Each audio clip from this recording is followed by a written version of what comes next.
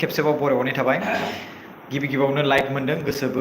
गोजोननाय मोनबाय ट्रेडोजिनि सोमोन्दै आं नोंथांमोननि सायाव बुंनो फोरमायबाय लिंकखौ आङो डिसक्रिप्शनाव होना होदों रायजो राजाफोर नोंथांमोना डिसक्रिप्शनाव थांनानै नायनो हागोन जायफोर आं जेब्ला लाइभ स्ट्रिमिं फैदोंमोन बे समाव जायफोर मानसिफ्रा मोनथिजोबाखै बा खोनाजोबनो मोनासैमोन बिथांमोनहा थांनानै बे डिसक्रिप्शनावहाय थांनानै नायहैफिन आरो लोगोसे बेखौनो बुंगोन ट्रेडोजिया मोनसे बर' हारिनि बा मोनसेल' जाथिनि थाखाय आं बेखौ बानायनो सानाखै खिन्थु दायो स्टार्टआप जोंनि माने बर' हारिनिजोंनो खालामनो सानदों ट्रेडोजि मिन्स मोनसे जोंनि बर' हारिनि जि ट्रेडिशनेल बिनि सायावहाय जों फोरमायदों जिखौथ' नोंथांमोना मोनथिखायोआनो जाहैबाय नङा होमबा स' ट्रेडोजिखौ नोंथांमोना जुदि साइटआव थाङाखैबा होमबा नोंथांमोना ट्रेडोजियाव जुदि थांनोब्ला www.tradoji.com आव थांनानै नोंथांमोना बैखौ नायहैनो हागोन आरोना लोगोसे नोंथांमोना डिसक्रिप्शनाव थांनानैबो बे tradoji.com खौ नोंथांमोना नायहैनो हागोन आं डिसक्रिप्शनाव होनो होखादों बे ट्रेडोजिखौ आं मानि थाखाय बानायनाय जादों मिथिगौना रायजो राजाफोर गोबां सुबुंफ्रानो दामफोरखौ बारा लायो बायदिसिना लायो स' जायनि जाहोनाव आं बै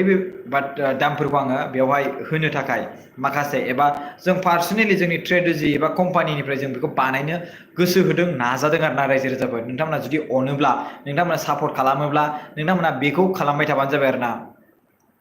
माने शेयार खालाम आरो लोगोसे बायनो हागोन फोथांनानै दोननो लुबैदोंब्ला ट्रेडोजिया मोनसे बर' हारिनि मोनसे एमाजन होनना बुंजायो एमाजन होनबाबो लस गैया ट्रेडोजिया मोनसे बर' हारिनि फ्लिपकार्ट होनबाबो लस गैया ट्रेडोजिया बर' हारिनि मोनसे मिन्ट्रा होननानैबो मोनसे बिदि बुंब्लाबो जेबो लस गैया मिथिबायना रायजो राजाफोर ट्रेडोजिया बर' हारिनि थाखाय एसे ओरैबायदि मोजां फेसिलिटिस लाबोना होफैदों नोंथांमोना गोसो गोदारै गावनि गोसोजों सायख' बासिनानै बायनो हानाय गोहोखौ होदों पेमेन्टआबो गोबां लेभेलनि अपसन होदों बेवहाय गुगोल पे होनोनो गुगोल पे दङ ना गुगोल पे जोंबो पे खालामनो हागोन आरो फन पे दङ फन पे जोंबो खालामनो हागोन डेबिट कार्ड दङ डेबिट कार्डल' जेबो गैया डेबिट कार्डजोंबो पे खालामनो हागोन आरो लोगोसे नोंथांमोना माजों पे खालामनो हागोन बेवहाय नेट बेंकिं दङ नेट बेंकिंजोंबो माने पे खालामनो हागोन एयारटेल मबाइल बायदिसिना बिदिनि बेफोरबायदि प्लेटफर्मजों नोंथांमोना पे खालामनो हागोन आरो ना पेमेन्ट मेथडआवहाय गोबां सुबुंफ्रा माने इनकुइरि खालामहरदों बायदिसिना दख'नानि सायाव हरदों आरो लोगोसे नांदोंबो बायदोंबो मिथिबायना दिनै सानसेयावनो 15टा दख'ना नांनाया देमालि बाथ्रा नङा रायजो राजाफोर 15टा दख'ना नांदों दिनैनि दिनावनो मिथिबायना ओरैबायदि रायजो राजाफ्रा अनसायदों ओरैबायदि रायजो राजाफ्रा मोजां मोनदों गोसो गोथारै आं गोजोननाय थादों लोगोसे नोंथांमोनखौ आं बुङो नोंथांमोनाबो गोसो गुदुं जानानै बे ट्रेडोजि साइटखौ बा ट्रेडोजिनि एप्सखौ आं नोंथांमोननि सायाव लन्च लाबोगासिनो दङ थाबैनो लाबोगोन आं नोंथांमोननि सिगाङावहाय आरो लोगोसे बानायखाबाय अलरेडि बेखौ जास्ट आपल'डल' खालामनांगौ आपल'डल' होनांगौ आरो बेखौ आपल'डा होखाबाय खिन्थु आं बेखौ माने माबाल' खालामनांगौ आरो रिलिजल' खालामनांगौ आरो ना रायजो राजाफोर बे ट्रेडोजिनि खोथा बिराद सोंनो हागौ नोंथांमोना ट्रेडोजिनि सोमोन्दै मोनथिनो गोबां लुबैदों जानांगौ दा ट्रेडोजिया माबायदि रोखोमनि मोनसे दखान नामा माबा मोनसे नामा बोरै नङा होमबा स' ट्रेडोजिया जेरै एमाजना खामानि मावो थिग बेबायदिनो एमाजन जेरै खामानि मावो बेबायदिनो खामानिया ट्रेडोजियाबो मावो आरोना एमाजना जेरै मावो ट्रेडोजियाबो बेबायदिनो मावो आं बुंदोंमोनना बिराद हर सान आं खामानि मावगासिनो दंमोन होननानै स' ट्रेडोजिखौनो आङो बानायनो थाखाय हर सान खामानि मावगासिनो दंमोन आरो नोंथांमोननि सायाव बुंदोंमोन आङो नोंथांमोना मोनथिनो मोनगोन सानसे समाव आं जे मा मावदों आरो बेनि सायाव हरसिम गाहाम मानि थाखाय थायो मिथिबायना बेनो जाबाय ट्रेडोजि TRADOJI मिथिबायना जि नङा दै जेसो ट्रेडोजि आं डिसक्रिप्शनाव होना होदों www.tradoji.com बायनायनि जेबो नोंथांमोना बेयाव साननो हागौ आं जुदि बायोब्ला ट्रेडोजिनिफ्राय डिलिभार थांनाय नङा हम डेलिभारि जागोन कुइसन गासिबो नोंथांमोना मा कुइसन खालामनो गोसो नोंथांमोना कुइसन खालामनो हागोन आं बे कुइसनखौ नोंथांमोननि सिगाङावहाय बुंगोन खोन्थागोन नोंथांमोना मा कुइसन खालामनो गोसो मानि सायाव कुइसन मोनथिनो लुबैदों बे ट्रेडोजिनियावहाय नोंथांमोननि थाखाय बेवहाय एभेलेबल नोंथांमोना माबा मोनसे प्रडाक्ट इनकुइरि खालामनो लुबैदोंब्लाबो बेवहाय नोंथांमोननि थाखाय सार्ट एप्स दङ नोंथांमोनजों जोंनि एजुकेटिभ कास्टमार केयार हिसाबै नोंथांमोनजों सार्ट खालामग्राबो दङ नोंथांमोना बेयाव इनकुइरि खालामहोनो हागोन नोंथांमोना माबा मोनसे प्रब्लेम जादोंबा कल खालामहरनो हागोन नोंथांमोना info@tradoji.com आवबो हरनो हागोन आरो sales@tradoji.com आवबो हरनो हागोन आरो ट्रेडोजि अनलाइन अर्डार @gmail.com बेयावबो नोंथांमोना हरनो हागोन ओमफ्राय बिनि गेजेराव जों अलरेडि नाम्बार होखाना दं आरोना जोंनि लग'खौ नोंथांमोना नायदों जों बे लग'खौ ओरैबायदि सानै हयै बानायदोंना रायजो राजाफोर स' बेयाव सोंदों रितुन बसुमतारी बुंदों होम डिलीवरी जागोन नामा यस इंटरनेशनली डिलीवरी जागोन मिथिबायना डोमेस्टिकनि नङा इंटरनेशनल डेभेलप डिलीवरी जागोन किन्तु इंटरनेशनल डिलीवरी जायोबा चार्जेसआ बै पाब्लिकआ होनांगोन जाय मानसिया बायदों साप'ज हमना ला इउएसए निफ्राय आंनाव इनकुरि फैदों नङा होमबा इउएसए निफ्राय बिथाङा इनकुरि खालामहरदों आंनाव इउएसए निफ्राय इनकुरि खालामनाया दायो माने बिथांनाव बुंबाय नोंथांमोना चार्जेसखौ होनांगोन बिनिफ्राय एसेबांबा गोजान थांनाया बिराद देमालि बाथ्रा किन्तु डोमेस्टिकनि गेजेराव जों होगोन फ्रि कास्टमारा होनो गोनांथि गैया जों होगोन फ्रि डोमेस्टिकआव किन्तु आउट अफ इन्डिया थांनाय लोगो लोगोनो बिथांमोना चार्जेसखौ एक्सट्रा होनांगोन आरोना मिथिबायना बे मोनसे आउट अफ इन्डिया चाइनायानो होन कानाडायानो होन इउनाइटेड किंडम जियानो होन बबे मोनसे कान्ट्रि आउट अफ इन्डिया थांनाय लोगो लोगोनो नेपालानो होन बबेबा भुटानानो होन आउट अफ इन्डिया थांनाय लोगो लोगोनो गासिबावबो बेयाव पाब्लिकआ जाय अर्डार होदों बेखौ चार्जेस एक्सट्रा जागोन मानो होनबा बिराद हेभि थांगोन किन्तु भारतनि सिङाव इन्डियानि सिङाव जुदि बे ट्रेडजिनि गेजेरजों अर्डार खालामोब्ला नोंथांमोना बेवहाय फ्रि डिलिभारि मोनगोन रायजो राजाफोर free free free free free delivery मोनगोन नोंथांमोना थां www.tradoji मोनथाम www होनांगोन दै www.tradoji means tradoji.com बेयाव थांदो नायदो गोसो गोदानै गासिबो दख'ना दा मोनसे खोथा बुंदों दख'नानि डिजाइना माखासे अल फुदे माने मडेलानो दं किन्तु गोदानबो दं दै दा गोदानसो आपडेट होदों दहायसो होथारदों गोदान गोबां खम लेभेलावनो गोबां खम दामावनो नोंथांमोना बेखौ गोबां मार्केटाव थांबा जाय बायदों दख'नाखौ बिथांमोनासो मिथिगौ जों खमबोबो बानायदों नङा होमबा जों खमबोबो बानायदों नायदो कमेन्ट्स फैदों सोरबा बिरजय माबा होननाय बिथांमोना ट्रेडजियावहाय थांनानै कमेन्ट्स खालामफैदों माने मेसेज खालामहरदों बिथांमोना इनकुरि खालामहरदों आरो लोगोसे सोरबा पेमेन्ट खालामनो रोङाखै बै पेमेन्ट खालामनो रोङैखौ आङो फोरोंहरदों आरो पेमेन्टबो खालामदों मिथिबायना दिनैनि दिनाव 15टा अर्डार जादों मिथिबायना रायजो राजाफोर आरो बे गासिबो 15टा अर्डारा गासिबो बिसोर कास्टमारयाव थांजोबगोन बे आंनि गेरेन्टि मिथिबायना नोंथाङा जुदि फैसा होदोंब्ला रां होदोंब्ला आरो लोगोसे नोंथाङा अर्डार होदोंब्ला बे अर्डार नाम्बारखौ आंनो हर पार्सनेलि नोंथांमोना आंनि नाम्बारखौ मोनखादों बेयाव हरनो हागोन किन्तु बेयाव हरनो नाङा ट्रेडजिनि थाखाय जोंहा एक्सट्रा नाम्बार होखादों रायजो राजाफोर बै ट्रेडजिनि एक्सट्रा नाम्बार होनायाव नोंथांमोना थांनो हागोन बे दिनैनि बे लाइभ होनायखौ नोंथांमोना शेयार खालाम दे जाहाथे रायजो राजाफ्रा मिथिनो हायो बर' हारिनि गेजेराव मोनसेल' नायजोल' जाल' नाम्बार 1 होनना बुंजागोन दायो मिथिबायना मानो होनबा सानसेयावनो 15टा माने अर्डार फैदों मिथिबायना सानसेयावनो 15टा अर्डार मिथिबाय सानसेयावनो साननानै नाय मैया मोनब्रै अर्डार फैदों दिनै 15टा अर्डार फैदों बा साननानै नाय रायजो राजाफ्रा खोब मोजां मोनदों जेबो गिनांगौनि गोनांथि गैया नोंथांनि पेमेन्टआ सेफटि आरो प्रटेक्शनाव दं आरोना रायजो राजाफोर आरो जुदि एसेबां हरनो गियोब्ला नोंथांमोना बै पेमेन्टखौ मा खालामनो हागोन बे पेमेन्टखौ नोंथांमोना रिसिप्टखौ खालामनानै जोंनो दैथायहरनो हागोन आरोना जेबो गिनांगौनि गोनांथि गैया पेमेन्ट खालाम आरो लोगोसे नोंथांनि अर्डारा जोंनाव नुजाथिफैखागोन जेसेबांखिनि अर्डार नाम्बार बे नोंथांमोननिफ्राय जों नुजाथिफैखागोन स' नोंथांमोना बेयाव नायनो हागोन बेयाव सेयार्स खालामनो हागोन ट्रेकिंबो खालामनो हागोन नोंथांमोना ट्रेकिं मिथिबायना ट्रेकिंबो खालामनो हागोन बे अर्डार डिटेल्सआव थांदो ट्रेकिं नाम्बारखौ आं नोंथांनि सायाव होगोन बे ट्रेकिं नाम्बारखौ सेरना हो अब्ला नोंथांनि अर्डारा बेसेबांसिम सौहैगोन बा बेसेबांसिम सौहैखो नोंथांनि अर्डारा बेखौबो ट्रेकिं खालामनो हायो रायजो राजाफोर जेबो गिनो गोनांथि गैया आरोना मानो होनबा फ्लिपकार्टआ जेरै खामानि मावो थिग बेबायदिनो बेबो खामानि मावो एक्जेक्ट रायजो राजाफोर जेबो गिनांगौ गोनांथि गैया डाइरेक्ट बुंखायो आङो जेबो एप्सबो दङ आं एप्सखौ रिलिज खालामथ'नो हास्लायाखै माने खामानियानो गोबां दं आंनिया ओरै फारसे बिएम सोदोब चेनेल आरो प्रकाश नार्जारी ओजों फारसे टिअबि आरो लोगोसे ओजों फारसे गुबुन माखासे खामानि गोबां खामानि जाबनायजों जोबजों आं हास्लाबा जादों जायनि जाहोनाव बे ट्रेडजिनि एप्सखौ आं लन्च खालामाखै रिलिज खालामाखै आं पेमेन्ट खालामखाबाय डेभेलपार माबा रेजिस्टार खालामजोबखाबाय बिनि गेजेराव गासिबो रेजिस्टार जाजोबखाबाय जास्ट आङो आपलड खालामखाबाय आरो लोगोसे जास्ट रिलिजल' होनांसिगौ आरोना रिलिजखौ आं नायग्रोगोन इनकुरि खालामग्रोगोन बिनि उनावहाय आं खालामगोन आरोना गर्ल्स रिटुन गर्ल्सफोरनिल' नामा ब्रादार्स जिन्स फोरनि गैया नामा स' बर'नि ट्रेडिशनेल ड्रेस मोनगोन रायजो राजाफोर जिन्सनि बाथ्रा बुङोब्ला जिन्स नांगौब्ला जोङो बेफोर उननि बाथ्रा खिन्थु आङो ट्रेडिशनेल ड्रेसखौ आङो सिगांग्रो नायग्रोदों नोंथांमोना बैयाव मोनसे सार्च बक्स दं दै नोंथांमोना हमआव थाङोब्ला मोनथाम गार्ड नुयो बै मोनथाम गार्डनि सेराव थानाय बेयाव सार्च खालामनो हागोन नोंथांमोना मा नांगौ नोंथांमोननो आरो लोगोसे बेयाव थांनानै हिन्जावफोरनि हौवाफोरनि लिरना दोनखाना बर' हांखोजों हौवाफोरनिखौ हौवाफोरनि हिन्जावफोरनिखौ हिन्जावफोरनि मिथिबायना आं बर' हांखोजों लिरनानै होखादों आरोना all traditional dress दा all traditional बे बर' सेंग्रानिबो थागोन सिख्लानिबो थागोन आरोना बिदि आरोना स' गासिबो गोदान गोदान आपडेट फैबाय थागोन बेवहाय जिखिनि दङ बेथ' बे नोंथांमोना बेखौ बायनो गोसो जादोंब्ला जुदि जोंखौ सापर्ट खालामनो गोसो जादोंब्ला खालामनो हागोन नाय मोनसे बाथ्रा बुंनो थाङो मोनसे गामसानि दामा 200 थाखा बा 150 थाखा दा बे 150 थाखा गामसाखौ नों लायनो थाखाय बहाबा थाङोब्ला बाइकनि थावनि माबानि साइकेलनि खामानि मावनाय गोलोमनानै कोल्ड ड्रिंक लोंनाय बायदिसिना फैसाजों नोंनि बे फैसाया मा थाङो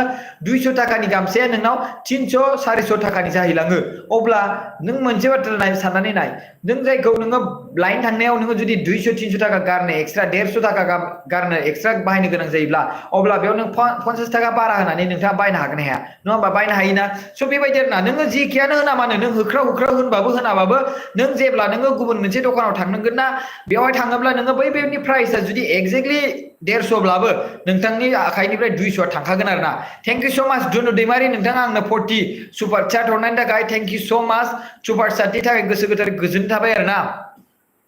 ओमफ्राय बेवहाय आरो गोबां कमेन्ट होदों दै आं कमेन्टखौ नायनि आरोना होम डेलिभारिथ' जाखागोन रायजो राजाफोर प्ले स्टोराव मोनगोन आं रिलिजल' होथ'वाखै आङो आपल'ड खालामजोबखाबाय रिलिजल' होथ'वाखै ओंखाम जाबाय नामा जाथ'वाखै आं जास्ट फैदोंसो आङो बेखौनो ट्रेड'जिनि खामानिखौनो मावनानै फैदों गोजोन मोनाबिलि अके आदा लाभ फ्रम उदालगुरि फंबाय थेंक इउ स' माच माजिराट ब्र ट्रेड'जि मोनसे बे वेबसाइट इ-कमार्स मोनसे बे इ-कमार्स पिके नार्जारि एन्टारप्राइजनि मोनसे इ-कमार्स कम्पानि बियो ब्रेन्डेड बे ब्रेन्डेड आरो ट्रेड'जिया मोनथिबायना माने जोंनि थाखाय ब्रेन्डेड आरोना गुबुननि थाखाय नङाबाबो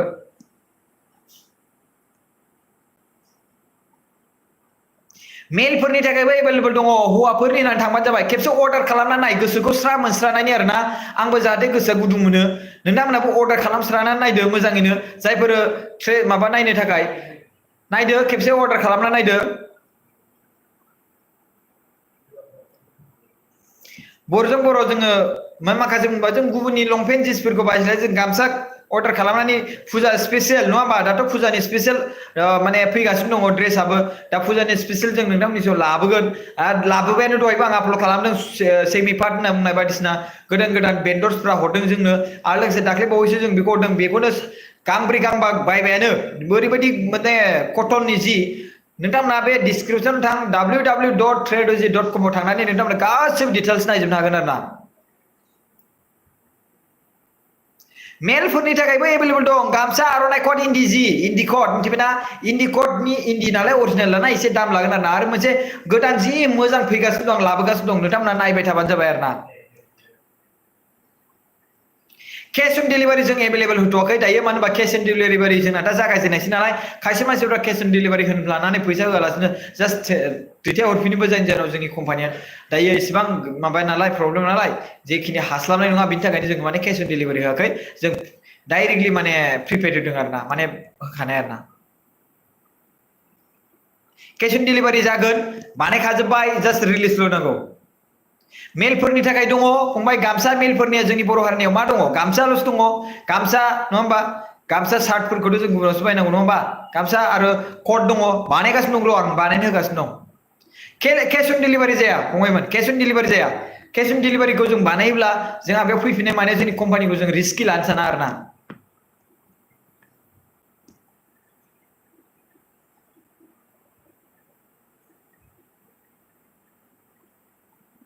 मोनहैयो आरे इन्टारनेशनेल मोनहैयो डमेस्टिक भारतनि सिङाव जेसेबांखिनि नों बेंगलरावनो था नों कर्नाटकआवनो था अन्ध्र प्रदेशआवनो था नों बहाबा दिल्लीयावनो था नों बहाबा गुजरातआवनो था गासिबो जायगायाव मोनहैजोबगोन फ्रि डिलिभारिया फ्रि नोंना फ्रि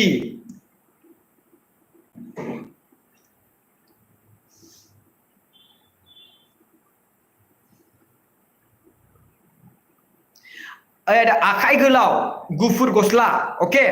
अब्ला बे माबा जागोन इन्दि जिनि जागोन गाननो हागोन ना इन्दि जिनि जागोन ना कटननि नांगौ कटननिबा बे माने आर'नाइ थादेरगोन नालाय एसे नायनो सुखुनाय नङा ओंखायनो नोङो बेखौ खालामबा इन्दि जिनि खालामनांगोन इन्दि जिनि जुदि खालामनो गोसो दंब्ला आं बानायना हरगोन नोंथाङा कल खालामबानो जाबाय 7740039057 एस बड' क्रिएसन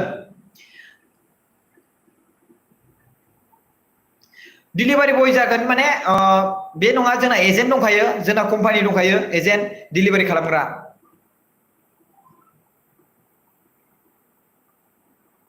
सम्फाया मा बुंदोंमोन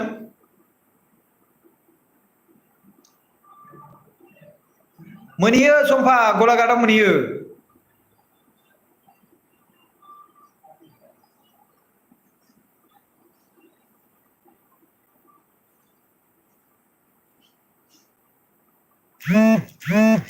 दा अर्डार खालामनो हागोन खानमुनि मुसाहारि नों थांनानै जास्ट अर्डारल' खालामहैदां माबा मोनसे इसु दङब्ला नों आंनो मेसेजाव हरबानो जाबाय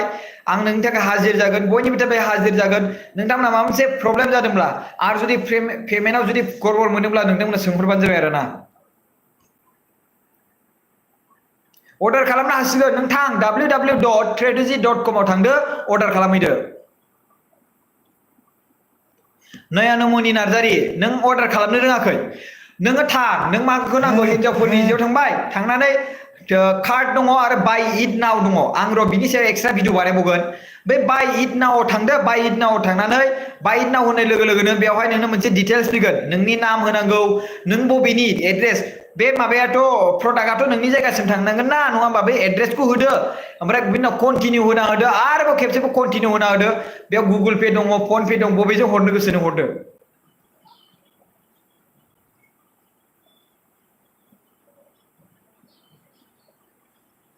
दा अर्डार खालामनो हागोन आं बुंदों ना दा अर्डार खालामनो हागोन खालामहैबानो जाबाय दायो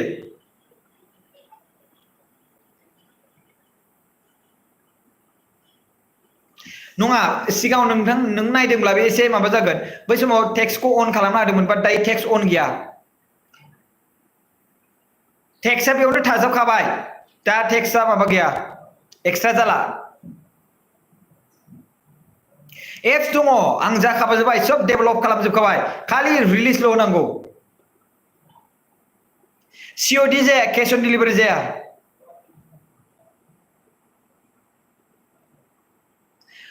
आं खालामनो रोङाखै नंबाय नयानुमनि कल खालामबानो जाबाय 7740039057 आं नोंखौ फोरोंहरनि आं भिडिअ बानायगोन र' सानसुमा ब्रह्मआ बुंदों गुड प्रडाक्ट थेंक इउ सो माच गुड जब आदा आं अनलाइन खालामगोन अके खालाम बायबानो जाबाय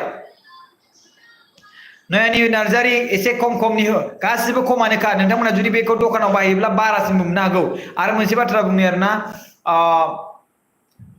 बिनिफ्राय डेलिभारि दोनहैनायजों जाबजों गासिबो बेफोर फ्रिबावसो मिथिबायना जिखिनि खम बेखौबो जोङो मोनसे टारगेट लानानै जों बेखौ आरो खम खालामनो नाजाबावगोन आरोना पस्ट अफिसाव फैगोन थांगोन पस्ट अफिसाव दोनहैगोन नोंसिनाव डेलिभारि खालामहैगोन बेसे जागोन राङा नों प्रडाक्टनि सायावसो प्रडाक्ट ना नोंबा बबे मोनसे प्रडाक्टखौ लायो बेखौ आं दा बोरै बुंनांगौ बेसे जागोन राङा गुड इभिनिं सोरांस्रि मेहेरमोना बङाइगाव थांदों प्राइसआ बेसे जागोन मिन्स नों बेयाव थांबासो मिथिगोन www.tradoji.com आव थांदो नायदो बबे मोनसे प्राइसखौ नांगौ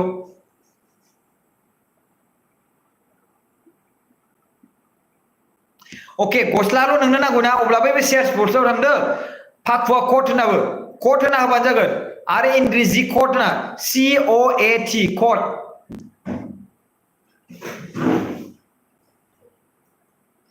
नेनानै थासिगोन कबिता बर' अके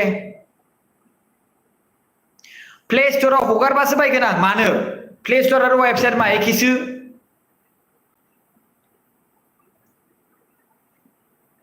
सौहैयोलै अरुणाचल प्रदेशआवबो माने आसामनि बाहेराव माने भारतनि सिङाव थानाय जिखिनि हादोर माने स्टेट रायजोआनो जाया मानो अरुणाचल मा बायदिसिना सब सौहैजोबगोन डमेस्टिकआव आरो जोंनो बेयाव चार्जेस नाङा बाट इन्टारनेसनेल बाहेराव थांबासो जोंनो नांगोन आरोना इनक्लुड का माने चार्जेसआ कम्पानिया सोर बे मा होननो जाखो हाय आदा सिमोन साफोरसिमबो डेलिभारि जागोन अरुणाचलसिमबो डेलिभारि जागोन बेसेबां बुंबावनो आङो आदा लिंकखौ खिन्थाफिनलाय www. मोनथाम w दै .tradoji.com TRADOJI means TRADOJI.com COM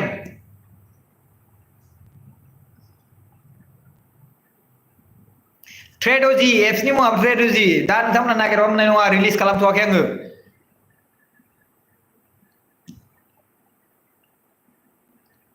Yes बर' हारिनि थाखाय माने सिख्लाफोरनि थाखाय नङा सेंग्राफोरनि थाखायबो बानायदों बेखौ सेंग्राफोरनि थाखायबो बेवहाय दङ आरो बेनि गेजेराव गासैबो स्पर्टिं बायदिसिनाफोराव फैगोन आं नोंथांमोननि सिगाङाव बेयाव खालामगोन आरो लोगोसे आं बेखौ बुंगोन आरोना रायजो राजाफोर नोंथांमोनहा जेसेबां सापर्ट होनो हायो थांनानै बे TRADOJIआव थांनानै साबस्क्राइब खालामहैथां नोंथांनि मबाइल नाम्बार साम्बार होनानै एकाउन्ट खालामनानै नोंथांमोना अफारफोरखौ मोनबाय थानानै खालामना लानो हागोन आरोना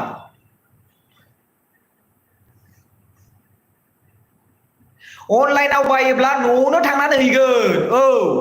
नों जुदि अनलाइनाव बायोब्ला न'आवनो थांना हैगोन सापस हमनानै ला नोंनि न' खाथियाव मोनदों नोङो न'नि एसे माबायाव मोनदों नोङो 150 थाखानि अब्ला बे 150 थाखानि गेजेराव जुदि 180 थाखा होमबा 30 थाखा बारा लाबाय अब्ला बे 30 थाखा बारा 180 ब्ला अब्ला बे 180 लानायावहाय जुदि नोंथांमोना बिनिफ्राय थाङोब्ला बायहैयोब्ला होमबा बे 180 खौ नोंथांमोना मा है 180 बारा लादों होननानै नोंथांमोना बायनो साननाय नङा नंगौ बा नोंथांमोना बेखौ हिसाब लालाय नों न'निफ्राय ओंखारनाय लोगो लोगोनो गय जानाय साहा लोंनाय मेथाइ जानाय बेसेबां फैसा थाङो गारिनि भारा गारिजों थाङोब्ला बाइकजों थांबा थावनि भारा बेसेबां थाङो साननानै नायलाय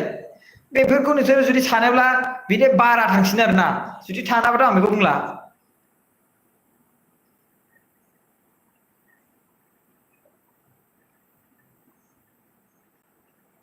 गाननाय जोमनायनि अनगा मा मा मोनबावगोन मोनगोन बा जोंनावहाय बेन्डर्स बा जायफोर डिल सेलार्स जायफोर मानसिफ्रा सेल खालामग्रा बैसोर जोंनाव कन्टेक्ट खालामनो हागोन बिथांमोना मा मा सेल खालामनो गोसो जादों बेनाव जुदि माबा मोनसे इम्पर्टेन्ट जायखौ फाननो हायो बेखौ बिथांमोना जुदि फाननो गोसोब्ला बिथांमोना जोंखौ कन्टेक्ट खालाम जोंनि नाम्बाराव कन्टेक्ट खालाम जोंनि इमेलाव कन्टेक्ट खालाम TRADOJI Online order@gmail.com एबा जोंनि नाम्बाराव खालामहर 7740039057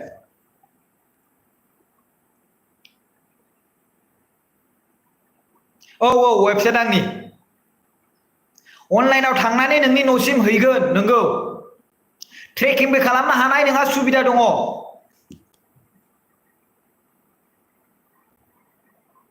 नोंसिनि बाक्सायावबो हैगोन आं बुंबाय दा पुरा इन्डियायाव जेसेबांखिनि दङ बेयावहाय हैजोबगोन आरो भारतनि बाहेरायाव थांबासो चार्जेस लागोन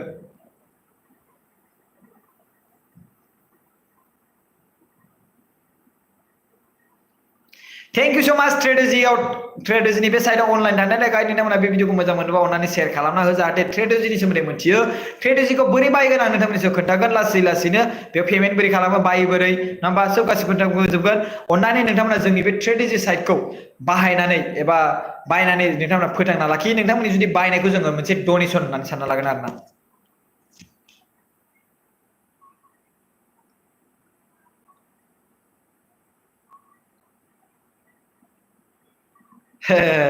बिदि नङा हामा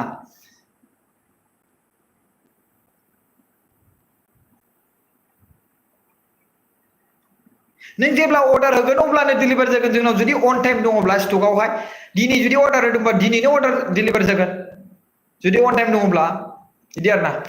स' थेंक इउ सो माच गाइस भिडिअखौ जोबजासिम नायनो थाखाय बाय बाय थेंक इउ